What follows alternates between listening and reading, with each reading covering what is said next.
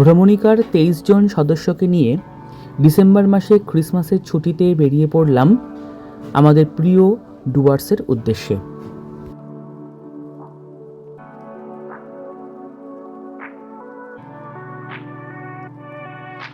আমাদের ট্রেন ছিল 13149 কাঞ্চনকন্যা এক্সপ্রেস শিয়ালদা থেকে, এবং আমাদের গন্তব্যস্থল ছিল নিউমাল জাংশন। শিলিগুড়ি পর্যন্ত অনেকবারই গেছি, কিন্তু শিলিগুড়ির পর দৃশ্যপট কেমন হয় তা এবারে খুব ভালো করে দেখে নিলাম।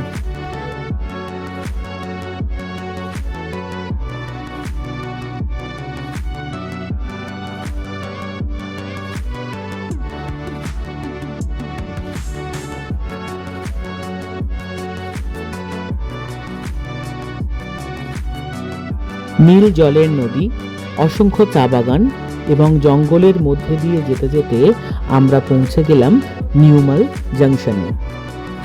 স্টেশনে পৌঁছে তুলে নেওয়া হলো দু একটি গ্রুপ ফটো।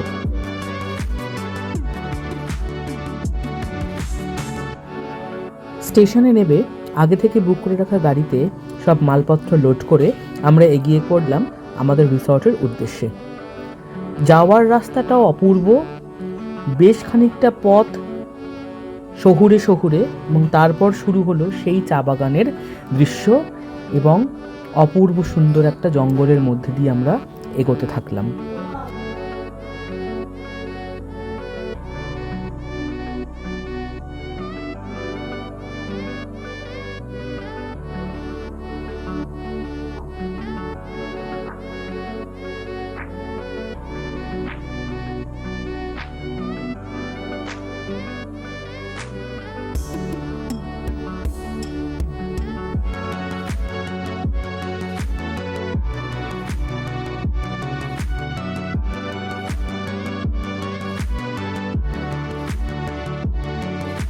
আধ ঘন্টা পথ চলার পরেই চলে এলাম রিসর্টে। একদম গ্রামের মধ্যে গাছগাছালিতে সবুজে ঘেরা একটা রিসর্ট। একদম দেখে মনে হচ্ছিল যেন নিজেদের বাগান বাড়িতে এসেছি। পুরো রিসর্টটায় শুধুমাত্র ভ্রমণিকার লোকজনেই ভর্তি, বাইরের লোকজন সেভাবে কেউ নেই। একটি ঘরে কেবল বাইরের লোকজন ছিল।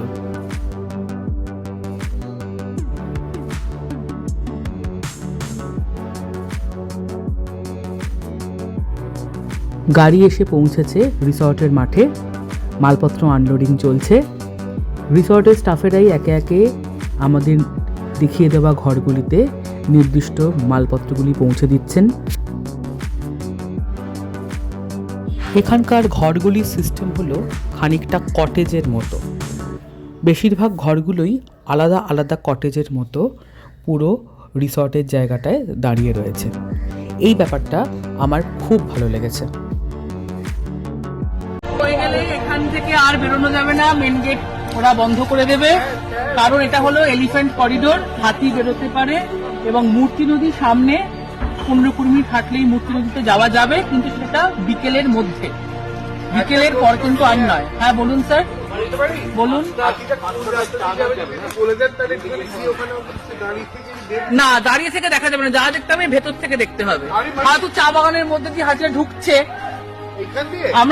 আমরা কিছু ছুড়বো না আবার নিশ্চয়ই।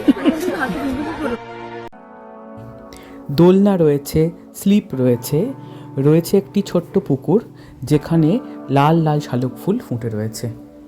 পুরো ব্যাপারটাই খুব সুন্দর। এছাড়া রয়েছে একটি সুন্দর খাবার জায়গা, সেটাও কিন্তু একদম বাঁশ দিয়ে তৈরি করা, ওপরে হোগলা পাতার ছাউনি, ওটাও খুব ভালো লেগেছিল। বাচ্চারা দোলনায় দুলছে, যারা বেড়াতে এসে সত্যি বাচ্চা হয়ে যায় তারাও দোলনায় তাদের সঙ্গ দিয়েছে। ভ্রমণিকার পক্ষ থেকে মালপত্র ও আরও আনুষঙ্গিক সমস্ত ঘরেতে অ্যালোকেশন হয়ে গেছে। স্নান পর্ব চলছে, ফ্রেশ হওয়া চলছে, এবং খিদেও পেয়েছে বেশ। সকাল থেকে খুব ভালো খাওয়া হয়নি। লাঞ্চের জন্য আমরা সবাই ভীষণভাবে এক্সাইটেড যে কখন লাঞ্চটা আসবে। শুনেছি এই রিসর্টের লাঞ্চ খুব ভালো, দেখা যাক। আর আমি বেরিয়েছি আমার এক চেনা পরিচিতর সঙ্গে বাইকে করে ডুয়ার্স একটু ঘুরে দেখতে এবং চট করে একবার মূর্তি নদীকে ছুঁয়ে আসতে। কারণ এটা আমার জন্য ভীষণ দরকার। ওর জন্যই কিন্তু এত দূর থেকে এখানে আসা।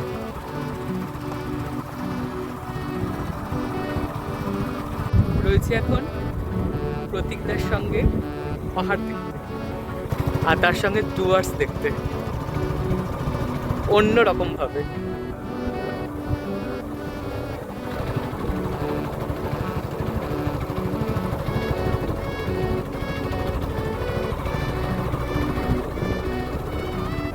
এই সেই প্রাণের মূর্তি নদী, যার জন্য দৌড়ে ডুয়ার্সে আসা।